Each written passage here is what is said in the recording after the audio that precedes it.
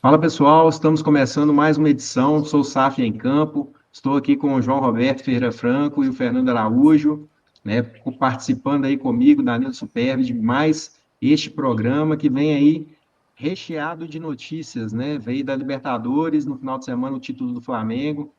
Parabenizar aí o Flamengo pelo grande jogo que fez contra o Palmeiras e levando aí a taça pela quarta vez da Libertadores. E a gente também teve rodada aí do Brasileiro. Em cima, parece que as coisas já estão meio que definidas, né? Com o Flamengo levando também mais um título, mas lá embaixo a briga tá boa. E a gente vai falar um pouquinho sobre isso também. Além de várias notícias aí que vocês podem conferir no nosso blog também, sobre eleições que ocorreram no final de semana, sobre votação de sócios, como no Santa Cruz, lá de Pernambuco, além de várias questões que a gente trouxe também do Summit CBF Academy, onde estivemos presentes na semana passada. Como está aí, João? Como está, Fernando? Tudo bem, Danilo? Prazer estar aqui mais uma vez no programa. E foi um fim de semana quente aí para o futebol, né? Palmeiras aí que vinha de uma grande virada aí nas semifinais da Libertadores. Acabou aí o gás do time, né? Chegou no jogo contra o Flamengo, não fez um bom jogo, né? Muita gente criticou também o Abel por algumas escolhas, né, dentro de campo. E o Flamengo conseguiu ali com um jogador que já era um jogador mais velho, fazer o gol da vitória, né? Se eu não me engano, o Danilo também tinha sido campeão com o Santos em 2011, né? Naquele time do Neymar. E o Flamengo alcançou aí o quarto título da Libertadores e tá indo rumo aí a ser campeão também do Brasileiro, repetindo o que o Botafogo fez aí no ano passado, né? Então, os times do Rio demonstrando aí força agora no futebol sul-americano. Times de São Paulo estão um pouco aí para trás, eu vejo nesse momento. Isso também se Quando a reflete gente na tabela, né? Se você olhar lá em cima, você tem três times do Rio que vão para a Libertadores, enquanto de São Paulo, até agora só o Palmeiras. Sim, exatamente. E você, Fernando, o que achou aí da rodada e do título do Flamengo? O título do Flamengo foi algo que a gente imaginava que poderia vir a acontecer, né? Primeiramente, Danilo, João, tudo bem? Pessoal que está nos acompanhando aí, muito obrigado por nos prestigiar aqui no Sou Saf em Campo. E é isso, o Flamengo realmente era um time que estava jogando o melhor futebol, né? Tanto é que o próprio palmeirense, ele estava com um pouco de medo ali nessa final, estava um pouco desconfiado, até por conta dos últimos resultados. Mas deixo aqui os meus parabéns para o Flamengo por esse título. Queira ou não, é um título nosso, né? É um título do Brasil, né? E eu lembro naquele tempo, lá atrás, que tinha aquele comercial dos canos lá, diga-me um título. Os argentinos tinham muito mais Libertadores que a gente, né? E agora isso daí tá se igualando. Com relação à rodada, Danilo, é aquele negócio. O Campeonato Brasileiro ele é foi exatamente o retrato da temporada, né? Emoção até o fim. Porque se você for ver, tem disputa por vaga, time brigando para não cair, muita decisão acontecendo aí ao mesmo tempo. Então, no fim das contas, a tabela não mente, né, gente? Quem se planejou chegou. Quem apostou aí no improviso sofreu e fica a lição. O Brasileirão ele pune, né? Quem acha que dá para resolver as coisas na última rodada. Então, é uma coisa que a gente sempre fala aqui, de gestão do futebol, aquela coisa toda, e a tabela do brasileiro está mostrando isso. Olha, é só analisar quem está lá embaixo. Está na cara que nos programou, né? E acho que tem muitos casos aí complexos, né? Porque, por exemplo, Fortaleza parecia que já estava para ir para a Série B do ano que vem, mas de repente ele teve essa reviravolta aí na reta final. E acho que o Ceará agora está correndo mais risco que ele, porque o Ceará pegou nas quatro últimas rodadas, simplesmente Mirassol, Cruzeiro, Flamengo e Palmeiras, né? Então, talvez o que ajude o Ceará um pouquinho seja o título do Flamengo na próxima rodada e aí talvez na última isso dê para ele um pouquinho mais de conforto para tentar se segurar, né, na Série A. Mas lá uma disputa bem bacana, lá deve estar uma briga boa, deve estar uma discussão bacana. Mas realmente a gente vê que a maioria dos clubes, né, além de repente não planejarem bem o ano, ainda fazem muitas mudanças ali por impulso, né, por pressão, e essa pressão acaba fazendo com que os dirigentes tomem decisões que se refletem nos resultados esportivos, né, e a gente percebe isso muito ali do meio para baixo da tabela, realmente, né, e a questão, né, que a gente tem que avaliar agora com essa evolução aí da penúltima e da última rodada, quem realmente vai conseguir se segurar na Série A, porque entra o outro fator, que é um fator complicado do futebol brasileiro. Quando o clube cai da Série A para a Série B, se vê ali com contratos com jogadores, né, para um prazo maior, com salários de nível de Série A, e de repente o orçamento dele vai lá para baixo, né? Como lidar com isso? Nessa situação que a gente tem percebido nos últimos anos, que tem prejudicado muitos clubes, sejam eles SAF, seja associação. Essa é uma questão que a gente vai ter que observar logo que o campeonato terminar, né? E só trazendo aqui uma coisa já que a gente está falando aí de planejamento, eu acho que a diferença grande foi eu sei que teve uma polêmica lá no jogo do Flamengo, né? Que era para ser expulso um jogador lá, o Piquerez, né? Não, o Piquerez é do Palmeiras, O Não, era volante do Flamengo, o. o volante do Acho que Flamengo, ele é argentino, né? Esqueci o nome dele ali. né? ela é estrangeiro. Que ele Daqui a faz pouco uma a gente falta. lembra o nome. Pulgar. Pulgar. É. Ele faz lá um lance violento fora de. O jogo já estava parado, né? E não foi, nem o VAR chamou. Também é uma coisa Em bem cima do Bruno estranha. Fux, né? Em cima do Bruno Fux. Talvez pudesse ter mudado aí a visão, o panorama do jogo. Mas eu acho que a Mas se grande o diferença entre. Veiga também, né? O Veiga também era para ter sido expulso, né? Não sei. Eu vi muita gente falando do jogador do Flamengo. Eu E achei que o lance do Veiga ele pegou mais abaixo ali, pegou meio que um é, pisão no pé, né? E o do Pulgar foi e bem o acima. outro foi agressão, né? Porque o jogo O estava outro foi parado. fora do lance, né? Sim, O jogo estava parado. Aí a agressão não tem conversa, é expulsão, né? claro. Mas eu acho que o grande diferencial é que o Palmeiras ele teve uma janela do meio do ano onde ele vendeu muitos jogadores, né? Saíram aí Richard Rios, o próprio Estevão que tá brilhando aí fora, né? E eu acho que esses jogadores aí eles fizeram muita falta para o Palmeiras. Talvez se tivesse o Palmeiras esperado mais um pouquinho para a saída desses dois jogadores, não sei se teria perdido e nem se estaria aí abaixo do Flamengo na pontuação do Brasileiro. Mas foram jogadores que fizeram falta para o Palmeiras, né? Então essa questão do planejamento, até por conta dos calendários, né? É importante a gente ficar de olho, porque o principal calendário da Europa é o do meio do ano, né? E o do Brasil é o do fim do ano. Então o Palmeiras aí ele foi não prejudicado porque foi uma opção do clube com a saída desses jogadores, coisa que o Flamengo manteve, né, o seu elenco e vai manter até o fim da temporada, né? E Isso é reforçou interessante. ainda, né? Sim. O grande destaque que eu vejo do brasileiro, não dá para não falar, né? Foi o Neymar nessa rodada, que muita polêmica sobre o nome dele, né? Aliás, o Neymar ele sofre bastante polêmica, né? Sim. Tinha saído até em portais assim de grande circulação, né? Portal importante que ele não ia mais jogar essa temporada e no final das contas ele acabou jogando, contribuiu ali com a vitória, né? Para cima do Santos venceu o Sport e por diferença de um gol, né? O Inter tomou um sacode lá do Vasco e por diferença de um gol o Santos está fora de rebaixamento, né?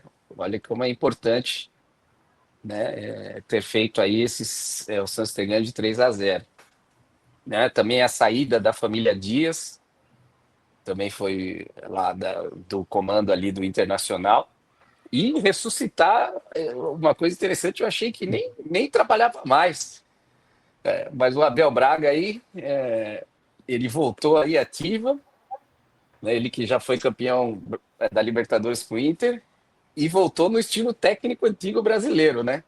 Já falando um monte de polêmica lá, que rendeu lá no Sul, e rendeu no Sul aí uma questão de homofobia, né? Inclusive, e acabamos de ver a notícia aí que a Associação LGBT entrou contra o Inter, contra o Abel. E o engraçado, a rivalidade, né? Interessante que o Grêmio fez promoção, né? De camisas rosas para sua torcida aí, o que, o que demonstra, né? Que, ao meu ver, né, o Abel está um pouco atrasado aí nessa questão atual das coisas, né? O que vocês acham aí dessa polêmica? O Inter, o Internacional, ele está preenchendo ali todos os requisitos para ser rebaixado, né? Então, tudo que um time faz, tudo que um time tem que fazer para ser rebaixado, você vai anotando ali, ó, o Inter está fazendo. A última foi essa, que é a troca de treinador nas últimas rodadas. Eu acho que eu não lembro um time que caiu que não trocou de treinador nas últimas rodadas, né? Eu acho que foi até o próprio Inter, na época do Lisca doido lá, não foi isso? Ou foi o Grêmio? Agora eu não lembro. Que também pegou nas últimas rodadas ali, trouxe o Lisca doido para resolver o problema e chegou no final do ano com o time rebaixado. Então, assim, tudo que tem que ser feito para que um time caia, o Inter realmente tem feito ali com muito esforço, viu? Preenchendo ali todos os requisitos. Ele já chegou demonstrando nas declarações que ele está atrasado, né? Vamos ver agora dentro de campo o que ele vai mostrar também, né? Então, Pois é. ele tem duas Pois é. oportunidades, né, para mostrar. Então, vamos ver. Aos 25 anos atrasado. O que é interessante do brasileiro, né? Que a gente olha aqui, a gente tem times. A gente tem hoje, né? Juventude e Sport praticamente. O Juventude e Sport caíram, né? Já caíram. Já, Praticamente não. Já caíram. Faltam 6 pontos. O isso. Fortaleza ainda pode passar o Corinthians, para ter uma ideia, que está em 9º lugar. Uhum. O Internacional, né? E o Fortaleza e o Internacional podem passar o Corinthians, que estão em 9º lugar. E aí vem Santos, Vitória, Ceará, Atlético Mineiro, Bragantino, Vasco e Grêmio. Todos esses times ainda correm, e o próprio Corinthians, né? Todos esses times ainda Uhum. correm risco de rebaixamento. Sim, vão ter que A brigar até o rodada de, final. a rodada de quarta-feira promete. Mais da metade dos times, né? Olha, eu não sei, Você mas tem hoje, parece. você tem Pode falar. hoje, se você falar que estão livres do rebaixamento, você tem hoje 8 times, que é a partir do São Paulo, né? Que tem 48. Sim. Né? Uma coisa que eu vejo aí muito nos campeonatos brasileiros, nos últimos aí, é que as disputas, se você for ver, o que marca as últimas rodadas do brasileiro não é mais o título.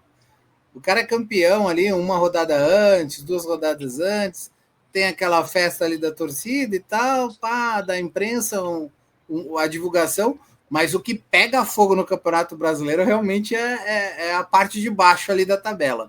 Essa vai até a última rodada, últimos minutos, e quando cai um time grande, parece que tem mais mídia, né, do que realmente o time campeão.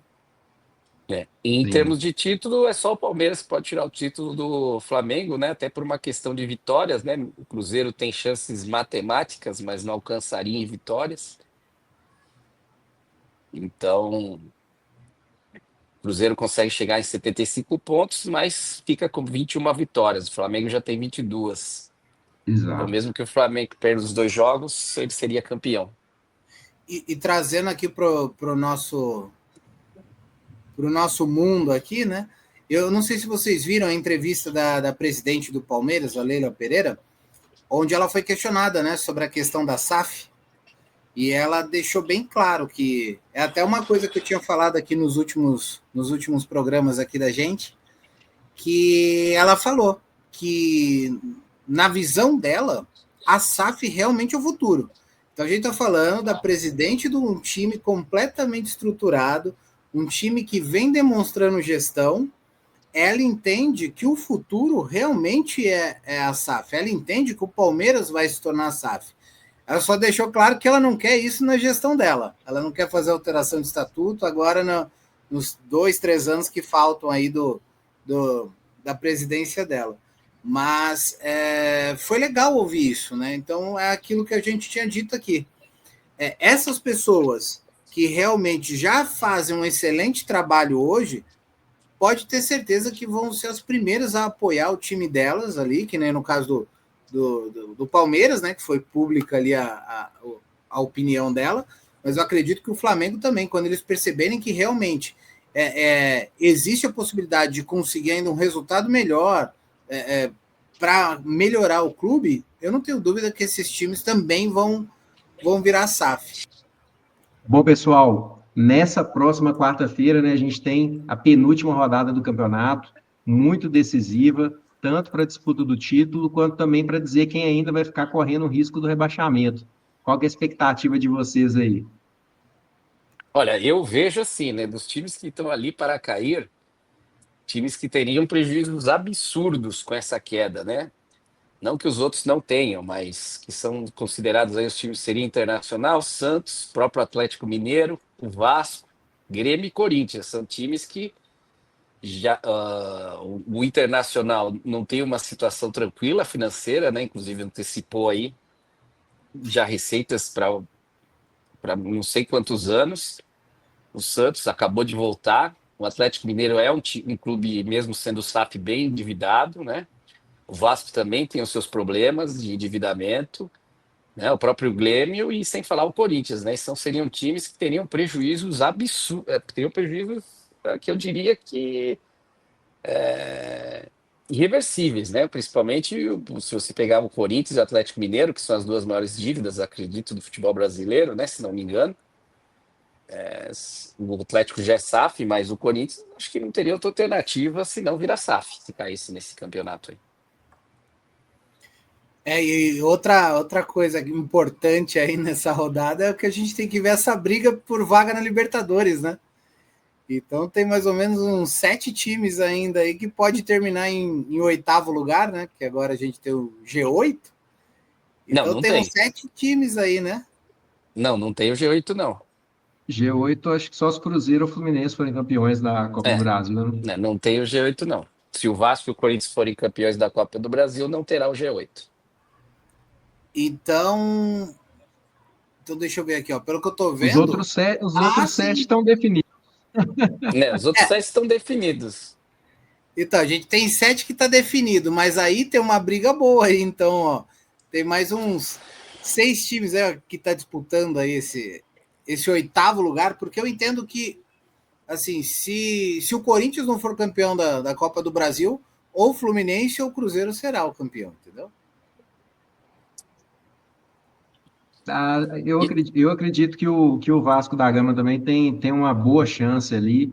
Ele tem oscilado, jogos bons, jogos ruins, mas no mata-mata, né, clássico carioca na semifinal. Depois chegou na final, aí não tem jeito, o jogo é jogado, né? Então, mas a definição aí para ver se tem esse 8º colocado será antes da última rodada, né? Ou não? Será depois só? A não As ser que semifinais Cruzeiro e Fluminense façam a final, né? Se Cruzeiro e Fluminense fizerem a final, já fica definido que teremos... mas não dá. A final do Brasileiro é antes da semifinal e da final da Copa do Brasil. A final do Brasileiro é domingo. A semifinal da Copa do Brasil é na outra quarta, então não dá. Sim. Mas para termos a 8ª vaga, na semifinal já daria para saber que ela, né, aconteceria, se Cruzeiro e Fluminense passarem. E nessa super quarta aí, qual o palpite de vocês? Eu acredito que o Flamengo vai confirmar. Quem vocês acham que termina na zona do rebaixamento ao final da rodada, ao final da quarta-feira? Do rebaixamento, eu acredito que o Inter, pelo menos, tem uma grande chance ali de permanecer. Agora, a outra vaga, eu estou bem na dúvida. O Inter joga com o São Paulo em casa, na casa do São Paulo, né? Sim. Os jogos que interessam, Vasco e Mirassol, né? E já é amanhã. Grêmio e Fluminense, que também já é amanhã, né? Corinthians e Fortaleza e Corinthians, né? Que é quarta-feira, Só que é lá no Ceará, né? lá no Ceará. Juventude e Santos também na quarta-feira, lá em Juventude. E aí São Paulo Internacional e o Flamengo e o Ceará. São esses aí que vão definir. E o Vitória? O Vitória jogou, né, com o Palmeiras já, empatou 0-0. Não, mas ele tem 36 jogos, ele vai fazer o 37º. Ele vai jogar com o Red Bull. Com o Se eu Red não me Bull, engano, é né? na quarta-feira também. Tá Vitória e bem Red Bull. complicado. Eu acho que a situação mais delicada ainda é do Internacional. Também Porque acho, porque a minha pode falar. visão é que o Corinthians, nessa penúltima rodada, ele ainda vai sofrer lá com o Fortaleza, né? O Fortaleza vem de uma crescente muito grande, né, nessas últimas rodadas. São 8 jogos sem perder. E depois dessa vitória em cima do Atlético Mineiro, acho que isso vai trazer uma empolgação maior, estádio lotado, o time vai para cima, né? E o Corinthians sofreu aí também, né, nessas últimas rodadas do Brasileiro, né? E o Corinthians que se cuide, né? Porque ser derrotado por Fortaleza pode complicar bem a situação. Vai para a última rodada sem a visão de poupar jogadores, né? A depender do que Claro, acontecer. com certeza, vai ter que jogar muito. Eu vejo o Internacional ali terminando a rodada, eu vejo o Internacional entre os 4 para cair. Eu imagino que ele não vai vencer o São Paulo, ainda mais no momento ali que o São Paulo tem vivenciado, né? Você verifica ali a última entrevista, né, do jogador de São Paulo ali, depois daquela goleada. Então, acho que os caras vão querer mostrar ali para a torcida que ali tem jogadores, aquela coisa toda, e eu acho que vão para cima do Internacional, vão realmente passar o carro. Vamos esperar aí para ver. Na semana que vem a gente vai estar de volta aí para poder conferir tudo que terá acontecido, né, nessas Tinha que duas começar últimas a pedir para a rodadas. Jamila anotar os nossos placarzinhos aí para ver quem acerta depois. Vai fazer bolão? É. Maravilha, mas agora acho que é hora da gente falar um pouquinho do Summit, CBF Academy, que ocorreu na semana passada, estivemos presentes lá. Foi um excelente evento, muita gente do futebol, né, estava lá, a gente teve a oportunidade de conversar com algumas pessoas, desde ex-jogadores, treinadores, dirigentes, pessoal da imprensa, vários profissionais ligados ao futebol. Então, foi uma oportunidade muito interessante, além dos temas, né? Muitos temas ali que estão em alta e que fazem parte dessa transformação hoje do futebol, né? A gente teve essa questão do fair play financeiro, vários tópicos de profissionalização ali do futebol, tem a questão dos árbitros também, que foi discutida lá para o ano que vem. A gente teve também a questão do sistema que vai controlar as dívidas dos clubes, né, que também foi lançado ali pela CBF. E aí, o que vocês podem destacar inicialmente aí do Summit? Fernando, João? Foi um evento ali realmente maravilhoso, né? Onde tiveram algumas entrevistas ali que repercutiram, né? Na imprensa em geral. E poder participar desse evento foi realmente muito gratificante, né? A gente foi como imprensa lá para a CBF, né? Para o evento, para poder cobrir. A gente conseguiu fazer um trabalho legal, né? Depois o pessoal que acompanha a gente aí no canal vai poder perceber aí as entrevistas que a gente fez. A gente conseguiu tirar ali bastante coisa, bastante informação. E sim, o tema lá principal era o fair play financeiro, né? Mas eles abordaram realmente a questão da SAF e a questão do sistema, né, Danilo, de fiscalização. Eu até vi no nosso site, tinha lá uma matéria sobre isso, explicando como que funcionava, e eu achei bem interessante, porque demonstra que agora a coisa ficou séria, né? Então, a CBF colocou ali todos os clubes sob fiscalização financeira. Isso foi realmente ali incrível, porque traz para a gente um movimento de quem manda em tudo, quem tem que coordenar, né? No sentido de que agora não tem mais só aquela falácia. Então agora os caras estão investindo ali para fiscalizar, para poder perceber quais os clubes ali estão realmente gastando um valor e sem honrar suas dívidas, né? Então isso aí eu acho que foi assim do tema ali de tudo que eu percebi que eles estavam falando, que o assunto principal era o fair play financeiro. Eles trouxeram ali uma solução, né? Um instrumento, um procedimento a ser tomado para que possa fiscalizar. E isso foi muito legal, porque a gente cresceu aí vendo várias ideias boas que não eram efetivadas, né? E agora Sim. não, agora o pessoal ele trouxe a ideia para a gente e também trouxe como será feito isso para que se efetive essa ideia. Eu achei bem interessante. Traz controle, né? Traz transparência. Eu acho que trazer esses dois fatores inicialmente é importantíssimo, porque a gente consegue enxergar o que está acontecendo ali no futebol, que cada clube está fazendo. A partir daí, né, cabe a discussão de como vão ser levadas outras medidas adiante, dando-se tempo ali para os clubes se prepararem, né, para que as coisas aconteçam da melhor forma. Qual que é a sua opinião, João?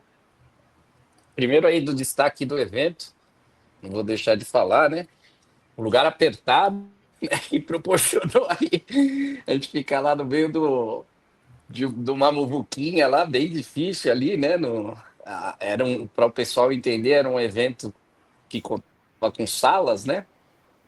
Então, foi no Hotel Renascença em São Paulo, então você tinha que pegar uma fila para tentar entrar aí na palestra que você quisesse entrar, o que eu achei meio desconfortável, porque eram filas imensas, né? E toda sala tem um limite de pessoas, né?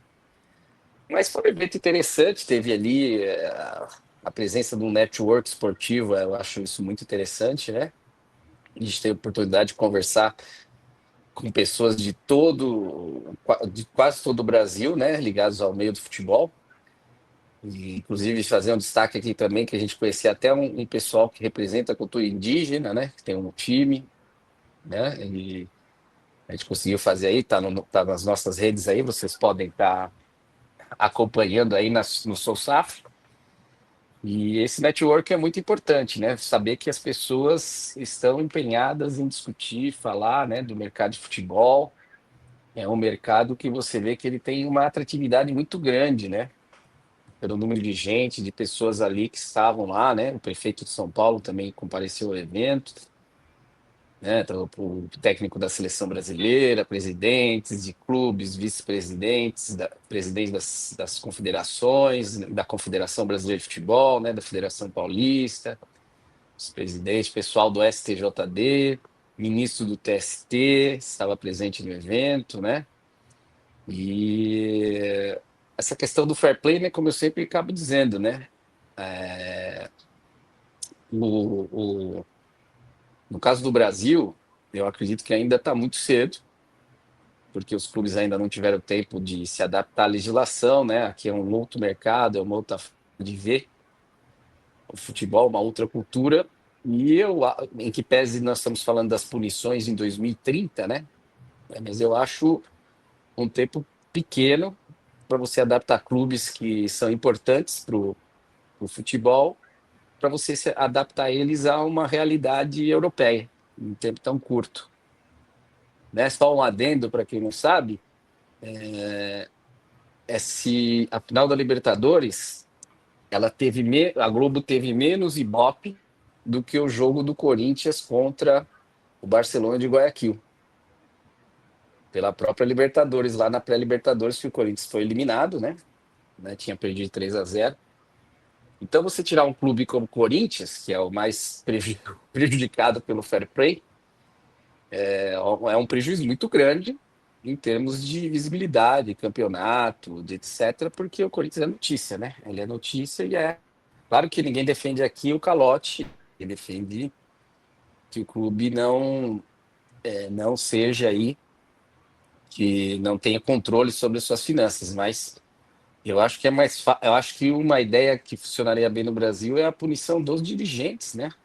E, por as questões e não do próprio clube, porque o clube, seja, estou falando do Corinthians, mas pega o São Paulo, pega o Atlético Mineiro em Minas, pega outros clubes, eles fazem pauta para o mercado de futebol como um todo, né? E aí você estaria punindo o mercado como um todo e não o clube, na minha opinião. Eu entendo isso também, concordo com o que o Dr. João disse, até porque, eu não sei se vocês vão lembrar, mas a gente chegou a conversar lá com o Leandro Castan, né, que jogou no Corinthians ali, na época da Libertadores, e ele, conversando com ele, a gente perguntando, né, qual que era a ideia dele sobre SAF, o que ele pensava sobre SAF, e ele falou pra gente que já tinha jogado num time que era SAF, e ele falou que era um time em 2011, né, Danilo? 2011, 2010, quando ele jogou pelo Roma, da Itália, que lá já era SAF. Então... Clube empresa, né? Clube empresa, isso. né, cara? Por que eu estou falando isso? Porque o que o Dr. João falou realmente faz muito sentido, que é assim, lá na Europa, eles viraram SAF primeiro, né?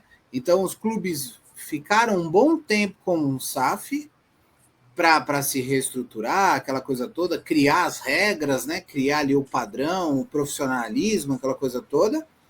E somente agora lá eles falam em fair play financeiro. Então passou aí quantos anos? 20 anos, 15 anos, para começar a falar em fair play financeiro. E aqui no Brasil não, você vê que eles criaram essa regra, começou a se falar de SAF e tal, teve a lei, né? E poucos anos depois, ainda sem muitos clubes aderindo, agora que a gente vê um movimento nesse sentido, agora que a gente vê que o pessoal começou a falar bastante, né? Não vou dizer que é por causa do Sou SAF, mas aí eu estou vendo muitos debates sobre SAF na mídia, mas o que eu vejo também ali é isso, que a gente não teve muito tempo para amadurecer, né, Danilo, né, João, a ideia da SAF, e já começa com a regra do fair play financeiro. Então, assim, são duas medidas que são colocadas para a gente ao mesmo tempo. E, contrário do que eu penso, e até do que o Dr. João mencionou aqui que pensa, assim, algumas pessoas lá que trabalham com os clubes, né, que são ali artistas ali da parte fora do campo, né, dos clubes, a gente levou esse questionamento para eles, e engraçado que eles falaram que não, que eles entendem que realmente é importante que seja assim, que já venha um procedimento nesse sentido de regularização, aquela coisa toda.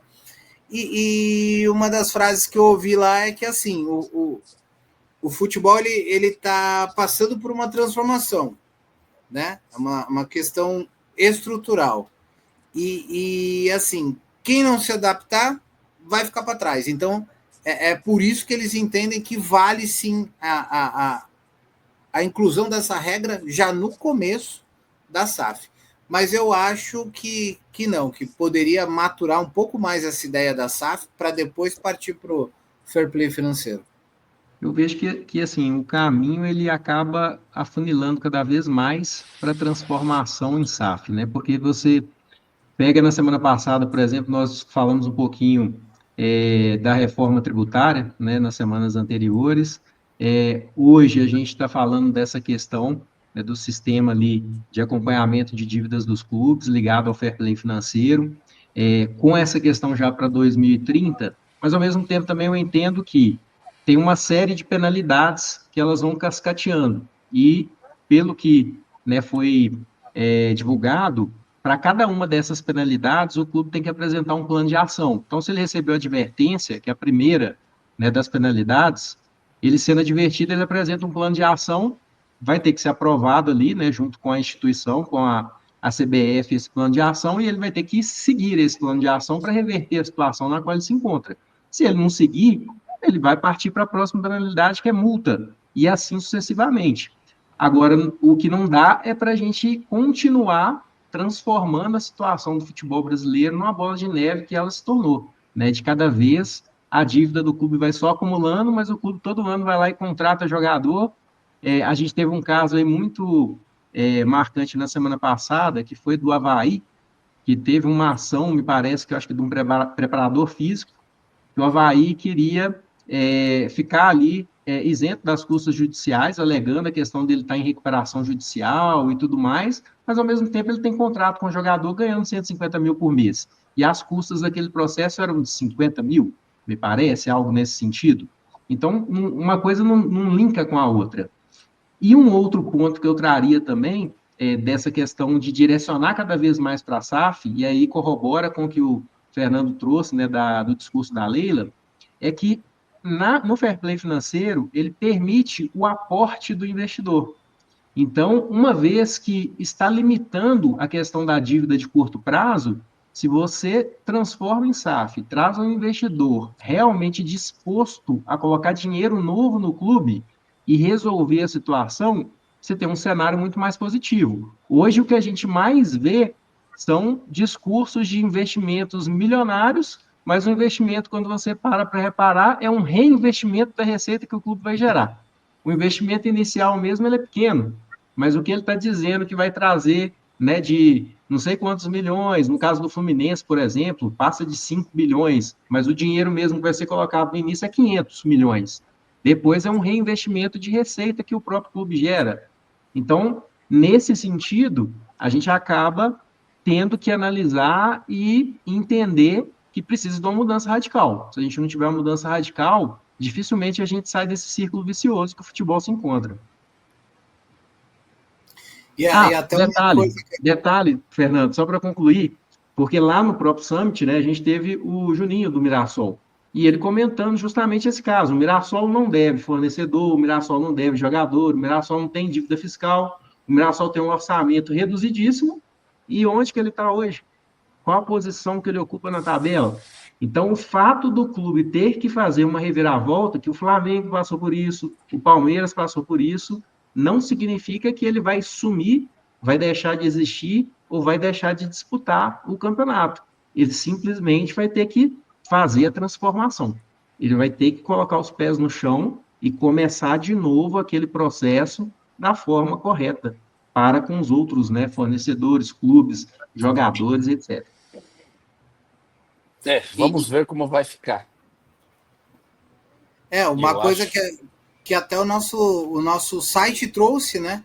Os novos eleitos aí, de algumas eleições que tiveram, né, Danilo? Você pode trazer para a gente aí, que é assim, são todos candidatos que eu entendo são pró-SAF, né? Então você vê que as pessoas que estão mandando hoje nos clubes, que estão vencendo as eleições, é as que têm um movimento claro pró-SAF, né?